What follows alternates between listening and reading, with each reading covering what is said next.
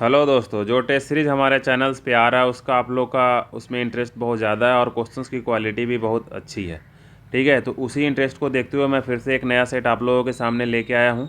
तो चलिए, आपका स्वागत है हमारे नए इन्फॉर्मेटिव वीडियो में। इसमें हम लोग क्वेश्चंस करेंगे। फिर से हमारा क्वेश्चंस का स्टैंडर्ड देखिए और फिर आप क्वेश्चंस लगाइए। लास्ट मोमेंट में इसी तरह के क्वेश्चन जब आप लगाइएगा तो आपका सिलेक्शन होगा। और ये हम ऊपर में ये लिखे हैं सिर्फ काम की बातें। इसका मतलब ये है दोस्तों कि देखिए, बहुत लोग आजकल करते क्या है कि थंबनेल में कुछ और लगा देते हैं और वीडियो के नीचे खोलिए तो पता चलता है कोई वैकेंसी नहीं आई है। तो ये सबसे थोड़ा बच के रहा कीजिए। तो हम जैसा कि जो आपको ऊपर इमेज में दिखता होगा वही हम नीचे वीडियो में लगाते हैं, जिससे थोड़ा टाइम बचाया जा सके। ठीक है, तो ये छोटी सी बात थी। अब हम लोग वन बाय वन क्या करते हैं, स्टार्ट करते हैं अपने। तो आज का पहला क्वेश्चन है, देखिए। तो काम की बात सिर्फ कर रहे हैं। तो हमारा पहला क्वेश्चन है कि 1906 ईस्वी में भारतीय राष्ट्रीय कांग्रेस के कलकत्ता अधिवेशन की अध्यक्षता किसने करी थी। तो देखिए, आपको यहाँ पे 1906 का याद रखना है, 1905 से ही आपको याद रखना है। 1905 का भी इम्पोर्टेंट है, 1906 का तो है ही, और 1907 का है। तो देखिए, सबसे पहले 1905 में बंगाल का विभाजन हुआ दोस्तों। 1905 में क्या हुआ, बंगाल का विभाजन हुआ। पहला पॉइंट तो आपको याद रखना है। तो 1905 में जो हुआ था उसमें जो थे हमारे, वो गोपाल कृष्ण गोखले जी थे। और ये अधिवेशन कहाँ हुआ था, तो बनारस में हुआ था। ये अधिवेशन कहाँ हुआ था, बनारस में हुआ था पहला। ठीक है, तो बंगाल का विभाजन 1905 में हो गया। अब 6 में क्या हुआ, तो 6 में हमारे कलकत्ता में थे दादा भाई नौरोजी जी। 1906 में कोलकाता में हुआ था, KOLKTT है, क्योंकि यहीं बंगाल का विभाजन हुआ। तो अगला बार जो रखा गया वो कोलकाता में ही रखा गया। ठीक है, मान लो ये बंगाल है, इसमें ऐसा विभाजन हुआ था। तो आबार जो है यहाँ बंगाल में ये रखा गया कोलकाता में, तो 1906 में हुआ, वो कोलकाता में हुआ। ठीक है, तो अब इसके अध्यक्ष जो थे दादा भाई नौरोजी थे हमारे। और 1907 में जो हुआ उसमें रास बिहारी बोस थे। इसमें कांग्रेस का ही विभाजन हो गया, यानी कि लोगों को रास नहीं आया ना, तो बोलते हैं ना कि अच्छा रास नहीं आया, मज़ा नहीं आया, तो कांग्रेस का विभाजन हुआ। ऐसे आपको याद रखना है कि अच्छा लोगों को रास नहीं आया, तो उसमें रास बिहारी बोस थे। तो कांग्रेस का ही 1907 में लोगों का मतलब विभाजन हुआ। ये कहाँ था, तो सूरत था। सब लोग एक दूसरे की सूरत देखे, अच्छा अच्छा बन नहीं पा रहा, चलो विभाजन कर लेते हैं, ऐसा कुछ हुआ। ठीक है, तो सूरत अधिवेशन रास बिहारी बोस में। तो इसका आंसर जो है 1906 वाले का, ठीक है, ये क्या है दोस्तों, तो गोपाल कृष्ण गोखले जी थे। सॉरी, 1906 का दादा भाई नौरोजी थे। 1906 में कौन थे, दादा भाई नौरोजी। फर्दर आगे अगर हम बात करें दूसरे नंबर क्वेश्चंस की, तो कह रहा है रिंग्स ऑफ फेंस नीति का संबंध किससे है। तो ये बस आपको वन लाइनर क्वेश्चंस है। रिंग्स ऑफ फेंस आपको याद रखना है, जो वारेन हेस्टिंगस का है। अब कह रहा है बंगाल के किस नवाब ने यूरोपियों की तुलना जो है मधुमक्खी से कर दी थी। ये एक नवाब था, इन्होंने कहा था कि अगर मधुमक्खू को तुम तो छेड़ते नहीं हो ना जैसे, तो वो शहद देती है। ठीक है, और जब तुम उसको छेड़ देते हो तो काट काट के मार देती है। इसी तरह से यूरोपियों के बारे में कहा था। आप हमारे यहाँ का एक जो था नवाब, बंगाल का नवाब, तो इस नवाब का नाम था अलवर्दी खां। आपको याद रखना है। ये मोस्ट इंपॉर्टेंट क्वेश्चन है, ये हर एक एग्जाम में लगभग आता ही आता है कि कनिष्क के शासन काल में बौद्ध सभा किस नगर में आयोजित की गई थी। तो मगध में हुई थी, कि राजगिरी में हुई थी, कश्मीर में हुई थी, पाटलिपुत्र में हुई थी, आप बताइए दोस्तों। तो ये जो मगध कनिष्क के शासन काल में जो ये हुई थी सभा, वो हुई थी, आप बताइए, चौथी है, हम आपको हिंट दे दिए। तो ये कहाँ हुई थी, कुंडलबन कहाँ, तो कश्मीर में हुई थी दोस्तों। अब देखिए, यहाँ पे एक पॉइंट है आपको याद रखना, ए के। ठीक है, कोई दिक्कत है तो बोलिए। और यहाँ पे MSM ऐसे करके याद रखना, MSMA याद रखिए। ठीक है, MSMA, तो MSM ऐसे याद रखिए। अब यहाँ पे देखिए, समझिए कैसे हुआ। ए से पहले क्या हुआ, आपको याद रखना है कि ए से प्रथम बौद्धशक्ति आजाद शत्रु। ठीक है, फिर के से कनिष्क, सॉरी के से कालाशोक, ए से अशोक और के से कनिष्क। तो दोनों जो बड़ा वाला नाम है ऊपर में है, दोनों छोटा वाला नाम नीचे में है। आजाद शत्रु, कालाशोक के से, ए से अशोक और के से कनिष्क। पहले में जो अध्यक्ष थे वो महाकश्यप, सवा कास्मी, मुगलिपत्तिस और अश्वघोष या वसुमित्र, यहाँ पे याद रखना है। अब यहाँ पे एक पॉइंट और आपको याद रखना है, अगर कन्फ्यूज़न हो तो आप समझिए। ये अपना गंगा नदी है बिहार में। ठीक है, तो गंगा नदी मान लो इस तरफ से बह रही है, तो पहला जो हुआ था वो राजगिरी में हुआ था, नदी की इस तरफ। फिर दूसरा गया उस तरफ, वैशाली में हुआ। फिर तीसरा इस तरफ आया, वो कहाँ हुआ, पाटलिपुत्रा में हुआ। ठीक है, तो राजगिरा और थोड़ा नीचे बना लीजिए। तो आपको ऐसे याद रखना, पहले इस तरफ हुआ, फिर उस तरफ हुआ, फिर इस तरफ हुआ, इस तरह से ऐसे करके आप याद रख सकते हैं। और जो चौथा हुआ वो सबसे दूर कहाँ हुआ, कुंडल वन यानी कि कश्मीर में हुआ, और यहाँ कश्मीर के बारे में ही पूछ रहा था। तो चलिए इतना ज़्यादा डिस्कशन हम करेंगे नहीं सेट में, आप इस तरह से सेट को मतलब याद रख सकते हैं। 1 बाय 1 क्वेश्चन ही हम आपको बताते हैं। अमीरे को ही एक नया विभाग किस सुल्तान ने बनाया था? तो अमीरे को ही जो नामक बनाया था मोहम्मद तुगलक ने बनाया था, कि सिकंदर लोदी बनाया था, फिरोज शाह तुगलक बनाया था, कि अलाउद्दीन खिलजी बनाया था? तो आपको आंसर बताना है, और आंसर जो है मोहम्मद बिन तुगलक। आंसर क्या है दोस्तों? मोहम्मद बिन तुगलक। आज का हमारा अगला क्वेश्चन है कि किस समय में मराठा राज्य, ठीक है, मराठा राजा नाचीज हो गया और पेशावर वास्तविक शासक हो गया? यानी कि कब से जो है वहाँ का जो पेशवा थे वो वास्तविक शासक बन गए थे? तो बालाजी बाजीराव के समय से वास्तविक शासक की तरह वो बिहेव करने लगे थे। अब कह रहा, नील आंदोलन का जमकर समर्थन करने वाला हिंदू पैट्रियट का संपादक कौन थे? है ना, तो आपको याद रखना इसके संपादक जो थे हरिश्चंद्र मुखर्जी जी थे। कौन थे दोस्तों? हरिश्चंद्र मुखर्जी जी थे। आगे जो हमारा क्वेश्चन है, करा निम्नलिखित में से कौन जहांगीर के दरबार में ब्रिटिश शासक जेम्स प्रथम का राजदूत बनकर आया था? ये सबको पता होगा। प्रथम अंग्रेज जो भारत आया, बार बार हम लोग विविध में रटते हैं, कौन सा नाम है? हॉकिंस। तो इसका आंसर क्या होगा? William Hawkins. कह रहा है स्वच्छ जल समुदाय में, ठीक है, लैंटिक आवास का उदाहरण है, ठीक है, ये आपको बताना है। स्वच्छ जल समुदाय में लैंटिक आवास, तो ये आपको तालाब एवं दलदल, झरना एवं नदी, तालाब एवं नदी, उपयुक्त सभी। तो देखिए इसमें क्या हो, एक जगह पानी स्थिर होना चाहिए, और पानी स्थिर जो होता है तालाब एवं दलदल में ही होता है, ठीक है। तालाब में मतलब पानी स्थिर होता है, तो इसका आंसर क्या होगा? तालाब एवं दलदल। नेक्स्ट वन कह रहा है अंतर्राष्ट्रीय मुद्रा कोष के संबंध में निम्नलिखित में से कौन सा कथन सही है? यानी कि यहाँ पे बहुत से कथन दिए, उसमें से आपको सही वाला कथन चुनना है दोस्तों। तो पहला कह रहा है कि यह किसी भी देश को ऋण प्रदान कर सकता है। पहला ये क्वेश्चन है, यही कह रहा है ना, कौन सा कथन सही है? यह किसी भी देश को ऋण प्रदान कर सकता है। दूसरा, यह केवल विकसित देशों को ऋण प्रदान कर सकता है। दूसरा कह रहा है कि सिर्फ विकसित देशों को ऋण प्रदान कर सकता है, ध्यान देने वाली। तीसरा कह रहा है यह केवल सदस्य देशों को ऋण प्रदान कर सकता है। और चौथा, यह किसी भी देश के केंद्रीय बैंकों को ऋण प्रदान कर सकता है। तो कौन सा आंसर सही है? तीसरा सही है, सी नंबर। यह सिर्फ सदस्य देशों को ऋण प्रदान करता है, ठीक है। अंतर्राष्ट्रीय मुद्रा कोष जो है वो जो है सिर्फ अपने सदस्य देशों को ही ऋण प्रदान करता है।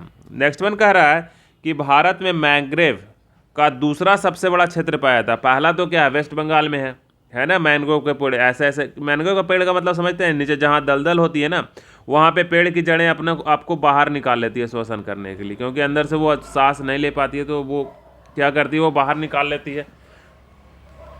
तो ये आपको याद रखना मतलब कुछ इनटेक, एयर इनटेक वगैरह के लिए या मिनरल्स वगैरह के लिए अपनी जड़ों को वो क्या कर लेते हैं? बाहर निकाल लेते हैं।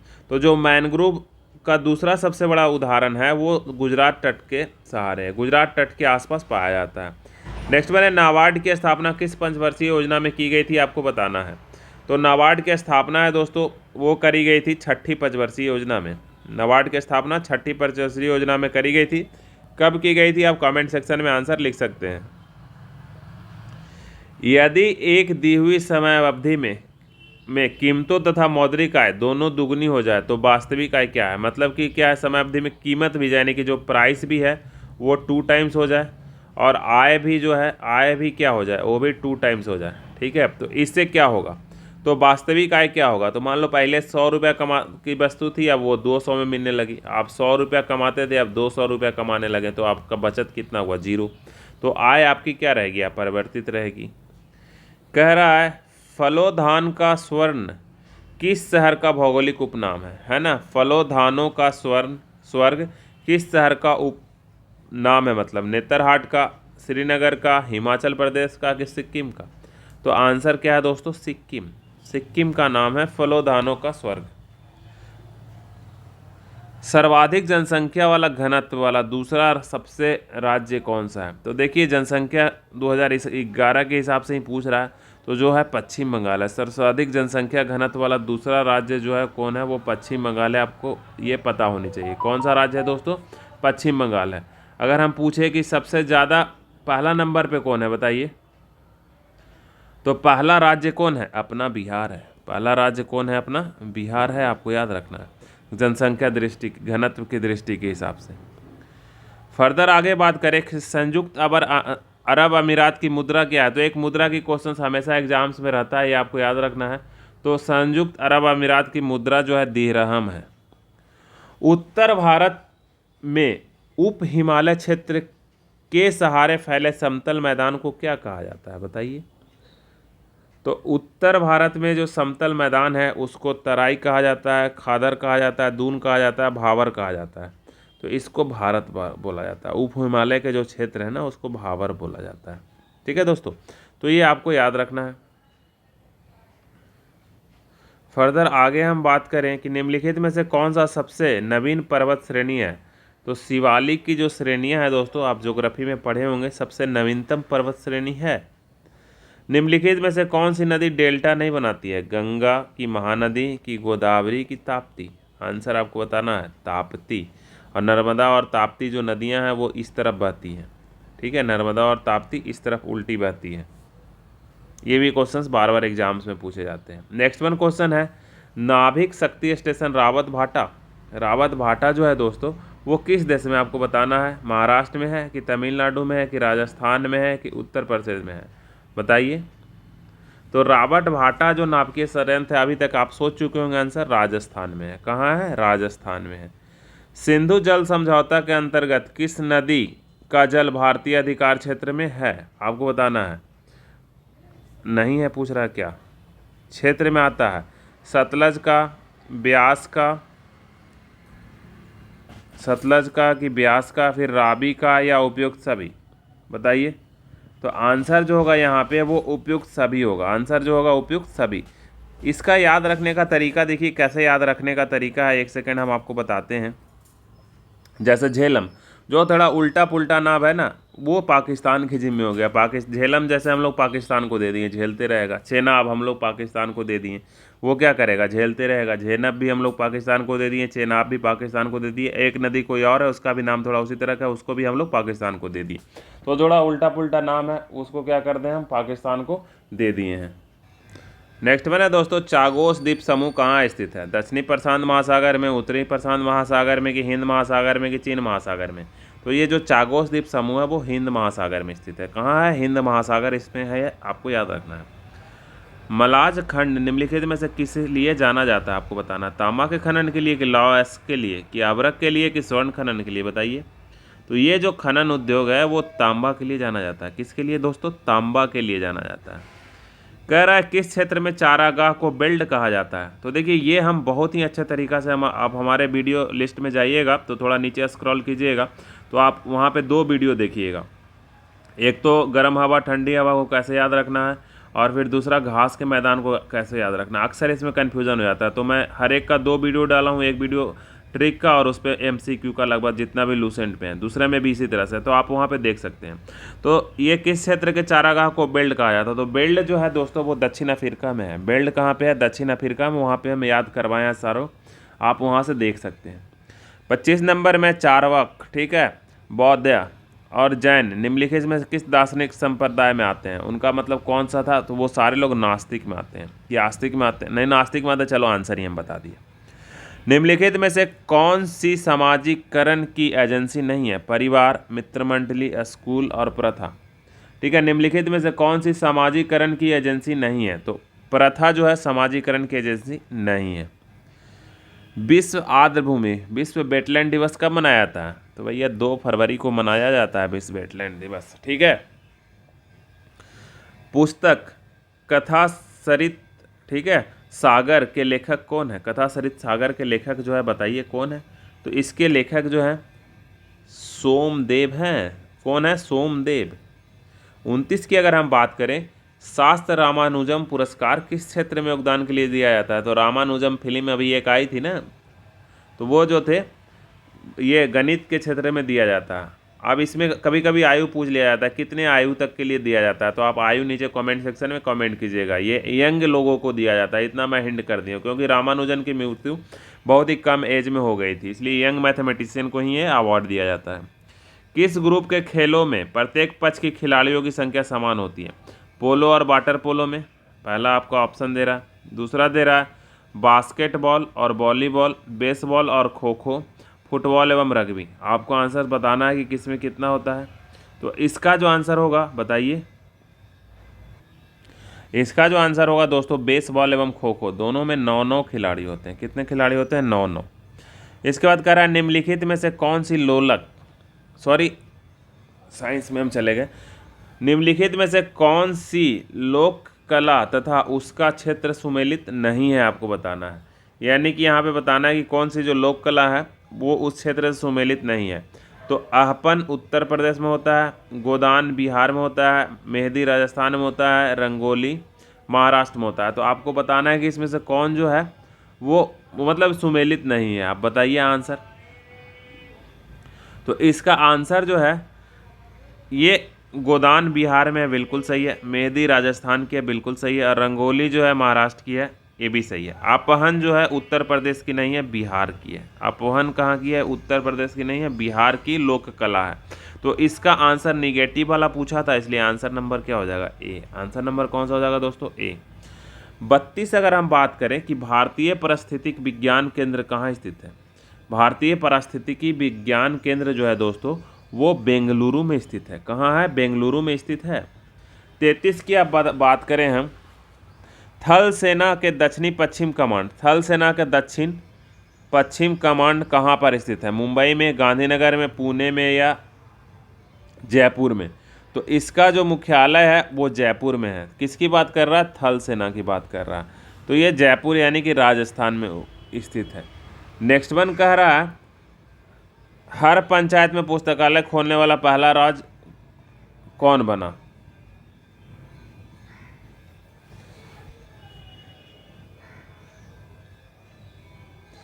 हर पंचायत में पुस्तकालय खोलने वाला पहला राज्य कौन बना?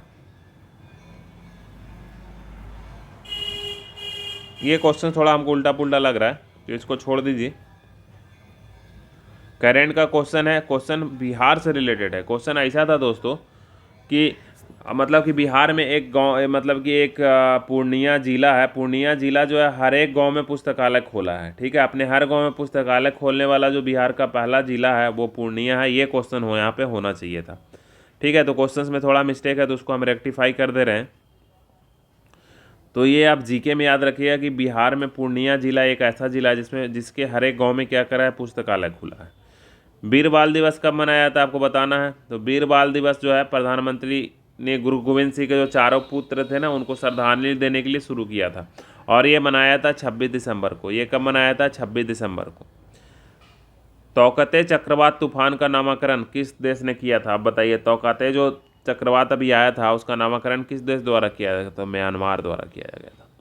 तो करेंट अफेयर्स के बहुत ज़्यादा क्वेश्चंस बिहार एसएससी में नहीं रहते हैं, ये ऐसा देखा गया है। तो करेंट अफेयर्स के पीछे हमारे उम्मीद से बहुत ज़्यादा भागना नहीं है, क्योंकि आप सब लोग तैयारी कर रहे हैं। अभी बीपीएससी का एग्ज़ाम दिए होंगे, बिहार एसएससी का तो कर ही रहे हैं, और ज़्यादा एग्ज़ाम जो भी दे रहे होंगे उसमें आप करेंट अफेयर्स का तैयारी कर ही रहे होगे। अभी बहुत लोग ग्रुप डी का एग्ज़ाम भी दिया हुआ होगा, उसके पहले एनटीपीसी का एग्ज़ाम चल रहा था। तो सारे एग्ज़ाम्स में जो तैयारी किए होंगे वही यहाँ पे काम आएगा। यहाँ पे कुछ अलग से करने की ज़रूरत है नहीं। अभी हाल में ही गुड डॉट के ब्रांड एम्बेसडर किसे बनाया गया है? तो जो इसके ब्रांड एम्बेसडर है दोस्तों वो हमारे भाला फेंकने वाले जो हमारे सबसे अच्छे प्लेयर हैं जो ओलंपिक में मेडल लेके आए हैं, उनका नाम है नीरज चोपड़ा जी। देश का 53वां टाइगर रिजर्व किसे घोषित किया गया बताइए। तो अभी ये चर्चा में था गुरु घासीदाम टाइगर रिजर्व जो है, गुरु घासीदाम टाइगर रिजर्व को जो है देश का मतलब कि 53वां टाइगर रिजर्व घोषित किया गया है। ठीक है, ये आपको याद रखना है। ये है कहाँ, ये भी आपको याद रखिएगा, छत्तीसगढ़ में है। ये है कहाँ दोस्तों? छत्तीसगढ़ में है, ये आपको याद रखना है। नेक्स्ट वन क्वेश्चन है 39 नंबर। अभी हाल में ही नीति आयोग के सीईओ किसे बनाया गया? ये मोस्ट इंपॉर्टेंट क्वेश्चन है। जो पुराने वाले सीईओ थे वो बहुत दिन तक रहे तो उनका नाम तो सबका याद था। ठीक है, तो इसका नाम है, याद रखिए कि परमेश्वर की करम कृपा से ये नीति आयोग के सीईओ अब फिर से मिल गए हैं। ठीक है, उसका नाम है परमेश्वरन अय्यर। ठीक है, परमेश्वरन अय्यर। ठीक है, नीति आयोग के जो सीईओ हैं परमेश्वरन अय्यर बने हैं। विश्व प्रेस सूचकांक में भारत का स्थान क्या है? रिपीटेड क्वेश्चन है, 150 नंबर है। नेक्स्ट वन क्वेश्चन है बिहारी पुरस्कार 2021 31वां जो अभी दिया गया है, 21 में 31वां दिया गया, ये किसे अभी मिला? ठीक है, तो ये मिला, आप आंसर सोच लिए होंगे अपने मन में, मालू कौगरिया को मिला फर्स्ट। नेक्स्ट वन है कि भारत नागरिकों को अनुच्छेद 16 के अंतर्गत कितने आधार पर लोक नियोजन में विषय में अवसर समान प्रदान करता है? तो 7 है, यहाँ पे याद रखना, 7 तरह का समान अवसर। कितने आधारों पे? तो 7 आधारों पे है। किस शक्ति का प्रयोग कर राष्ट्रपति मृत्युदंड को अस्थायी रूप से निलंबित कर सकते हैं? ठीक है, इस शक्ति को क्या कहा जाता है आपको याद रखना है। तो इसको बोलता है प्रीविलंबन शक्ति। ठीक है, प्रीविलंबन शक्ति इसको बोलते हैं। 44 में क्या कह रहा है? किस अनुच्छेद के अंतर्गत राज्य की कार्यकारी शक्ति राज्यपाल के हाथों में आ जाती है? तो 154 का 1 इसको याद रखना है। लूसेंट से भी बहुत क्वेश्चंस आएगा, आपको ध्यान रखना है।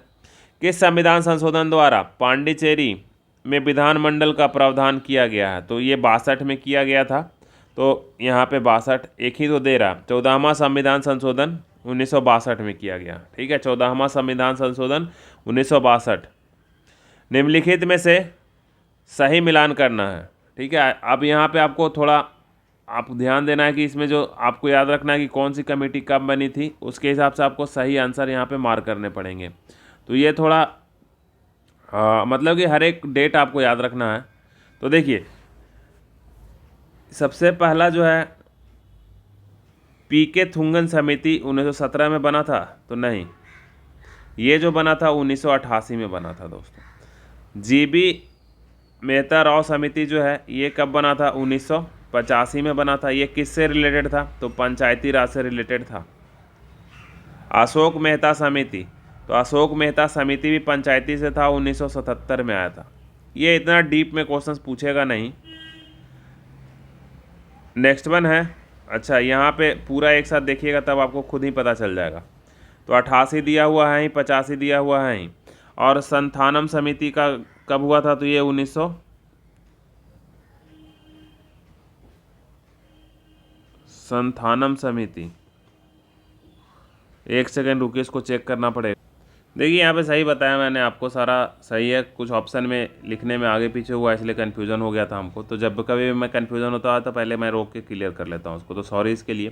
तो देखो, पीके थुंगन समिति, ये सारा पंचायती राज्य से ही रिलेटेड समितियाँ हैं। तो ये 1988 में बनी थी। ये JB राव समिति 1985 में बनी थी। इसके बाद अशोक मेहता समिति जो है 1977 में बनी थी। एक और आप याद रखिए, बलवंत राय मेहता समिति जो सबसे पहले बनी थी 1956 में बनी थी। इसके बाद आपका कौन सा बच गया? तो ये जो है संथानम कमेटी, ये बनी थी 1962 में। संथानम कमेटी कब बनी थी? 1962 में। तो इस हिसाब से इसको ये ऑप्शन देना नहीं चाहिए था, ये ऑप्शन दे के गलत किया। 1917 नहीं, यहाँ पे 1977 ऑप्शन में होना चाहिए था। तो आप ये डेट सीट एक बार याद कर लीजिए। बाकी मैं फिर से एक बार रिवाइज कर देता हूँ सीक्वेंस में। देखिए, सबसे पहले बनी थी बलवंत राय मेहता कमेटी। सबसे पहले जो कमेटी बनी थी दोस्तों वो बलवंत राय मेहता कमेटी बनी थी।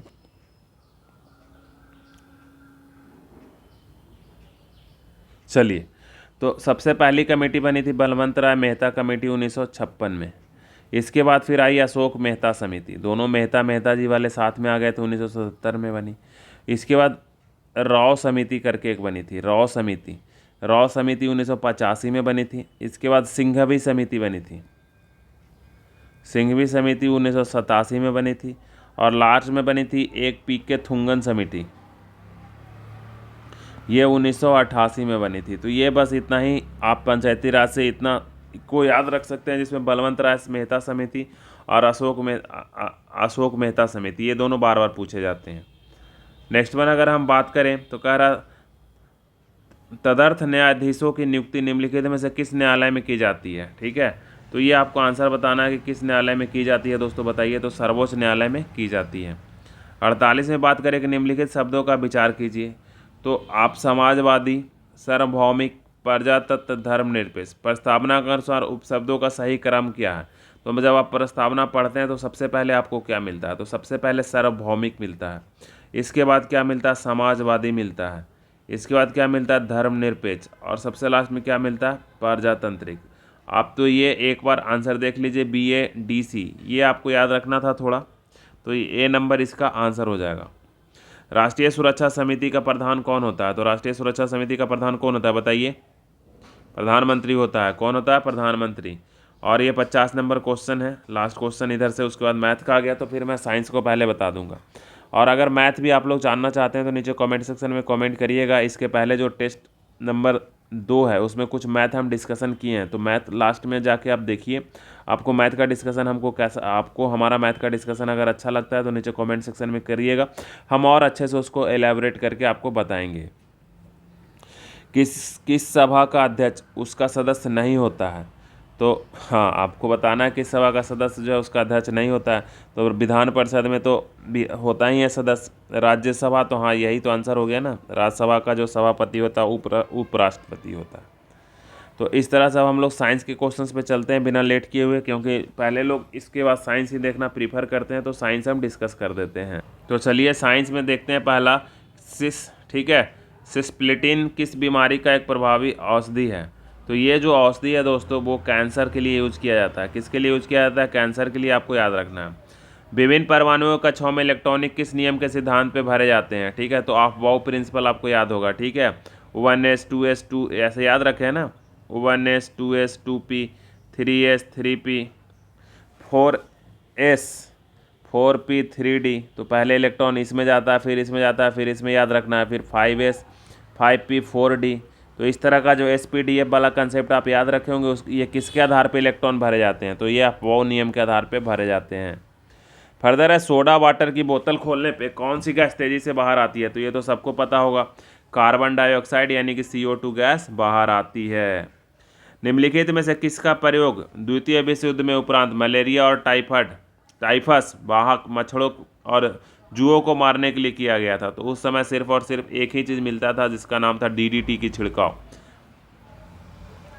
निम्नलिखित में से किस अम्ल का प्रयोग रबर, वस्त्र, रंगाई, चमड़ा, ठीक है, इलेक्ट्रोप्लेटिंग उद्योग में किया जाता है? बताना है आपको। कौन कौन से अम्ल दिए हुए हैं? एथेनोइक अम्ल, सोडियम बेंजोएट, ठीक है, हेक्सेनडायोइक और मेथानोइक अम्ल। तो ये आपको पता चल गया होगा। ये सारा चीज़ जो वस्त्र उद्योग, रंगाई वगैरह में यूज किया जाता है वो मिथानोइक अम्ल का यूज किया जाता है। प्राणी जगत में हाइड्रोकार्बन किस रूप से संग्रहित होता है? यानी कि हमारे बॉडी में जो है वो किस फॉर्म में होता है? तो स्टार्च के फॉर्म में प्लांट में होता है, सेलुलोज के फॉर्म में प्लांट में होता है। हमारे बॉडी में जो स्टोर होता है वो ग्लाइकोजन के फॉर्म में स्टोर होता है। किसके फॉर्म में स्टोर होता है दोस्तों? ग्लाइकोजन के फॉर्म में स्टोर होता है। 82 की तरफ अगर हम चलते हैं तो 82 नंबर क्वेश्चन देखिए क्या कह रहा है। निम्नलिखित में से कौन सा मानव शरीर के लिए एमिनो अम्ल है? निम्नलिखित में से कौन मानव शरीर के लिए एमिनो अम्ल है? पहला ऑप्शन है सिस्टीन, लाइसिन, ल्यूसिन और मेथायोनिन।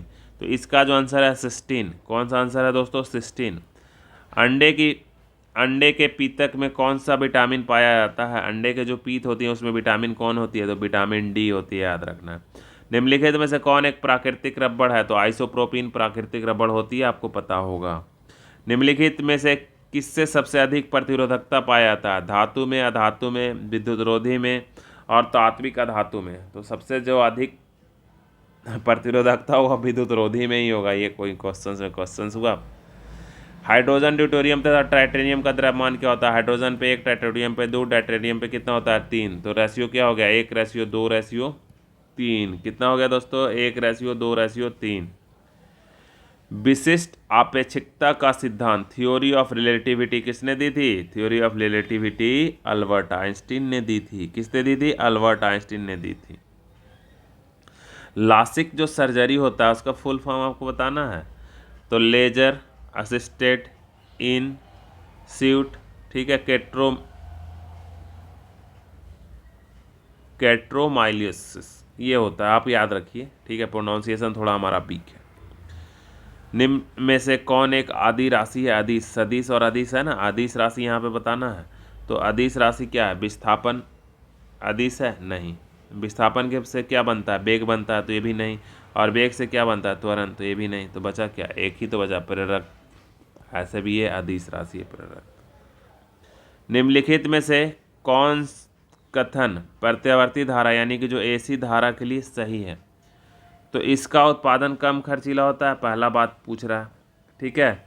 दूसरा, इसे लंबी दूरी तक संचालित की जा सकती है, इसका परिमाण समान रहता है और इसकी वोल्टेज आसानी से बदली जा सकती है। तो आपको आंसर बताना। अच्छा, क्वेश्चन में कह रहा सही नहीं है, वही तो कहें, ये भी सही है। क्या होता है, इसका उत्पादन बहुत कम खर्चीला होता है, लंबी दूरी तक आसानी से ले जा सकते हैं, ये भी सही है। इसका परिमाण समान रहता है, तो ये गलत है। इसकी वोल्टता आसानी से बदली जा सकती है, ये भी सही है। बड़े बड़े ट्रांसफर लगा के बदल नहीं देते हैं, 440 240 कर देते हैं। घर के बगल में तुम्हारे अपने घर में भी ट्रांसफार्मर लोग लगा के रखते हैं, छोटा उसको क्या बोलते थे, इन्वर्टर नहीं, स्टेबलाइजर। इन्वर्टर तो अलग चीज़ हो गई ना, पहले घर में वो स्टेबलाइजर होता था। स्टेबलाइजर का काम ये तो होता था कि वोल्टेज को बढ़ा देता था, वोल्टेज को घटा देता था। तो नहीं वाला पूछ रहा है, तो इसका आंसर क्या हो जाएगा हमारे भाइयों, सी। नेक्स्ट वन कह रहा है उच्च वोल्ट ट्रांसफार्मर, उपचाई वोल्ट स्टेप ऑन ट्रांसफार्मर में क्या होता है। तो देखिए स्टेप अप, अभी तो हम लोग बात करें ना, वोल्टेज को क्या करेंगे, बढ़ाएंगे। तो वोल्टेज बढ़ाने की बात ए में कर रहा है। कह रहा है निम्नलिखित में से किस युक्ति यंत्र द्वारा आवेशित कणों को उच्च ऊर्जा एक त्वरित किया जाता है। गैल्वेनोमीटर, शंट, आमीटर और साइक्लोट्रॉन। तो साइक्लोट्रॉन द्वारा कोई भी चार्ज को क्या किया जाता है, उसको एक्सेलरेट किया जाता है। त्वरित का मतलब एक्सेलरेशन। किसी भी बंद सतह से गुजरने वाला कुल चुंबकीय फ्लक्स का मान कितना होता है। तो हमेशा शून्य होता है। चुंबकीय फ्लक्स का मान जितना इधर जाता है उतना इधर जाता है, सब कट कुट के क्या हो जाता है, शून्य हो जाता है। फर्दर है को मिलाइए बी से, मतलब कौन सा एंजाइम कहाँ से निकलता है, यही बात आपको बतानी है। तो देखिए बिब्लोरिन कहाँ से निकलता है, तो ये पीत से मतलब रिलेटेड है। मंड का जल अपघटन कहाँ पे होता है बताइए, तो ये जो है एमाइलेज से रिलेटेड है, एमाइलेज से। बसा का पाचन किसके वजह से होता है, तो ये लाइपेज की वजह से ही होता है, तो 3 ही नंबर हो जाएगा। और 4 नंबर है लार ग्रंथि यानी कि ठीक है, पैरोडिड। तो पैरोटिड, सॉरी फॉर प्रोनाउंसिएशन, तो 4 हो जाएगा, फिर पहले 2 हो जाएगा, फिर 4 हो जाएगा, फिर 3 हो जाएगा, फिर 1। 2 4 3 1 किस में है, डी नंबर इसका आंसर है। मरासमस रोग किसके संबंधित रोग से संबंधित कौन सा विकल्प सही नहीं है की बात कर रहा है। ठीक है, जब भी नहीं आए तो आपको बिल्कुल अलर्ट रहना है, क्योंकि आप पहला ही लगा के चल जाइएगा। मैक्सिमम में क्या होता है, जब नहीं पूछता है ना, तो इसमें 3 ऑप्शन सही है, तो हो सकता है पहला ही सही रहे, तो उसमें गलत हो जाएगा आपका ना। या प्रोटीन और कैलोरी दोनों को एक साथ वो अल्पता से उत्पन्न होता है, तो बिल्कुल सही। या समानता 1 वर्ष से अधिक आयु के शिशु में पाया जाता, नहीं 1 वर्ष से कम आयु के शिशु में पाया जाता, तो ये गलत है। तो गलत वाला ही तो ढूंढना था, तो आंसर क्या हो जाएगा, बी नंबर। कह रहा जल, सरल, शर्करा और एल्कोहल के अवशोषण कहाँ होता है, मतलब कि ये, तो देखिए ये सब के अवशोषण जो होता है आमाशय में होता है। कहाँ होता है, आमाशय में होता है। अवशोषण की बात कर रहा है, पाचन की बात नहीं कर रहा है। फर्दर आगे अगर हम बात करें 97 में निम्नलिखित में से कौन सा विकार एस्ट्रोजन के स्तर पर कमी से उत्पन्न होता है। ठीक है, एस्ट्रोजन की कमी से कौन सा विकार उत्पन्न होता है, तो आपको बताना है स्टेरियोपोरोसिस होता है। तंत्रिका आवेगों का एक न्यूरॉन से दूसरे न्यूरॉन तक संचरण किसके द्वारा होता है, तो ये जो संचरण होता है वो सिनेप्स द्वारा होता है। किसके द्वारा होता है, सिनेप्स के द्वारा होता है। करा उस अंग को चिन्हित करें जो मानव शरीर के दोनों तरफ पाया जाता है। तो कौन सा चीज़ दोनों तरफ पाया जाता है, गुर्दा, किडनी जो होता है दोनों तरफ होता है। आज का 100 नंबर क्वेश्चन है हमारा, मेढक निम्नलिखित में से किस माध्यम से श्वसन करता है। तो देखिए मेढक में श्वसन का क्या है, वो फेफड़ा से भी करता है और त्वचा भींगा रहता है, तो भींगा त्वचा से भी करता है। तो दोनों में ऑप्शन कौन दे रहा है बताइए, तो ये डी नंबर दे रहा है, नर्म त्वचा से भी करता है और फेफड़ा से भी करता है। ठीक है, और जब टैडपोल के फॉर्म में होता है उसमें गिल पाया जाता है। तो इस तरह से इतना क्वेश्चंस हम कर दिए, और बाकी मैथमेटिक्स का क्वेश्चंस अगर आपको करना होगा तो करिएगा, और हमारे से पढ़ना होगा तो आप बताइएगा, हम मैथमेटिक्स का क्वेश्चंस आपको दिखा देते हैं, आप स्क्रीनशॉट लेके कर सकते हैं।